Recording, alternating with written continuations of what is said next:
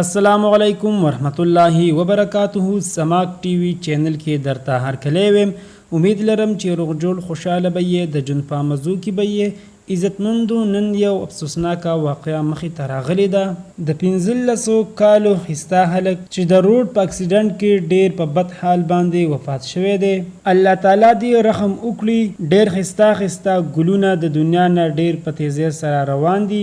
دې هلک څنګه اکسیډنټ وکړو دا ټول معلومات موږ سره په دې ویډیو کې وګورئ. که موږ سره تاسو په دې ویډیو کې نوي یې، مهرباني وکړئ زموږ دا چینل مهدر سره ضرور سبسکرایب کړئ. خوا کې ورسره ټلی نشان ووهئ چې هر یوه نیو معلوماتي ویډیو تاسو ته په اسانۍ سره میلاویږي. دوستانو، شاهد اقبال ولد محمد اقبال چې نن د روډ په اکسیډنټ کې وفات شوی دی، الله تعالی دې مغفرت نصیب کړي او کوروالو ته دې الله تعالی د زړه صبر ورکړي. عزتمندو، نن سبا اکسیډنټ وجې ټول نه غټه وجه د تیز رفتارۍ ده. هر یو کس ګاډی دومره سپیډ سره چلوي چې ځان پرواز کې د بل پروا هم نه لري.